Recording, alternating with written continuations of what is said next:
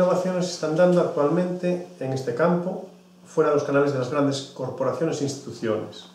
Bueno, para mí la mayor innovación que hay es el acceso, y donde se va a dar más, ya empieza a demandarse, cuando hace 2 o 3 años no había tanta demanda, es los centros escolares. ¿Por qué? Porque todo lo que tiene que ver con tecnología abierta, que habilita a los chavales para hacer robótica o hacer otro tipo de cosas, es lo que se llama en ciencias de la educación significatividad, que es muy importante, que es muy significativo para el chaval poder hacer un robot, un sigue líneas, un brazo que se mueva o este tipo de cosas. Entonces estamos haciendo que los futuros consumidores y productores, que va a ser la fuerza motor del país en un futuro, ya tengan acceso a una tecnología que hace años parecía que eso era inabarcable, ¿no? O sea, era la ciencia ficción la que hablaba del mundo de los robots. Pues bueno, cuando los niños están haciendo robots, entraremos en el mundo de los robots.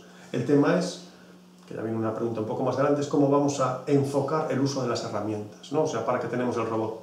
Si lo comparamos ahora mismo con los móviles, bueno, con los móviles no, con los smartphones, que son ordenadores que valen para hablar por teléfono, y con los propios ordenadores, la gente está usando Ferraris para consultar el Google. O sea, el procesador de 4 núcleos para lo que hace la gente es un exceso. Entonces no estamos empleando bien una herramienta, porque esa herramienta tiene unos costes de producción, y no hablo de unos costes económicos, hablo de unos costes energéticos, con una implicación de una huella, o sea, de cuánto estamos demandando un sistema finito para obtener un objeto que, por la dinámica cultural que tenemos, se va a tirar a los 6 meses. Entonces es un absurdo. Pero si los chavales empiezan a montar, a ver las piezas que ellos son capaces de manejar, la tecnología les va a ser más asequible. Cuando para los de nuestra generación la tecnología la conocían 2 o 3 de 100 alumnos en el aula, ahora es una cosa que tienen más cercana. Entonces, la mayor innovación que veo es hacia los chavales. Y después, por otro lado, los Fab Labs, los laboratorios estos donde la gente se reúne y hay una cortadora láser con suerte, o si no hay una máquina CNC, una máquina de corte, y gente de distintos saberes. O sea, ahí en Coruña está Bricolabs, también sería interesante sacarlos para una entrevista. Y en Bricolabs se mezclan chavales de 12 años hasta ingenieros de telecomunicaciones, a soldadores del metal, y entre todos nos vamos intercambiando el conocimiento. Oye, mira, que quiero cortar aquí con la radial esta varilla roscada pues para uno de los ejes de un motor, ¿no? Que quiero que sea una rosca que al girar haga un movimiento.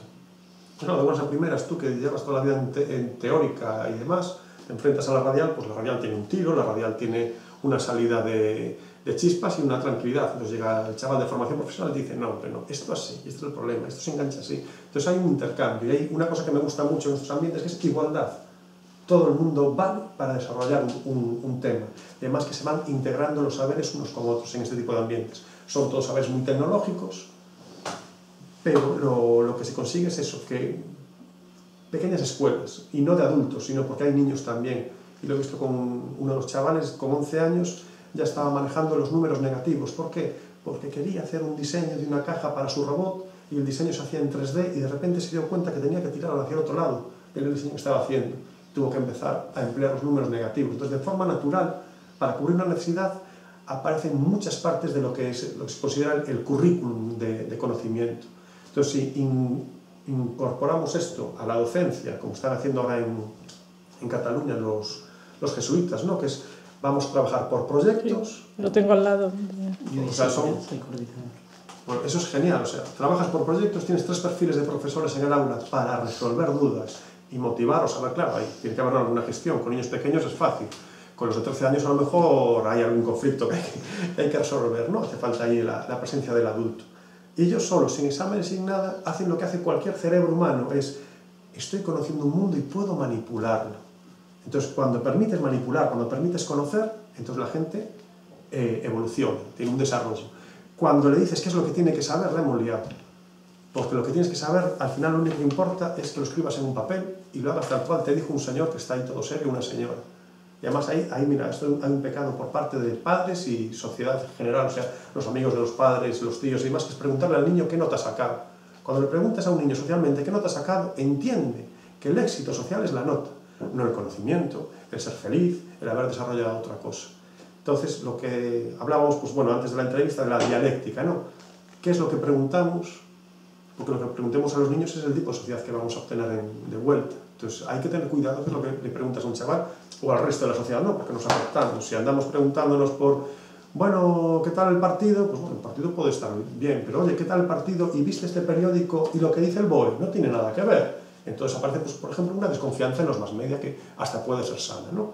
Entonces, dependiendo de qué preguntemos, de qué verbalicemos, así llevamos las cosas. Y con la tecnología abierta la verbalización es sencilla porque es solución y es algo asequible.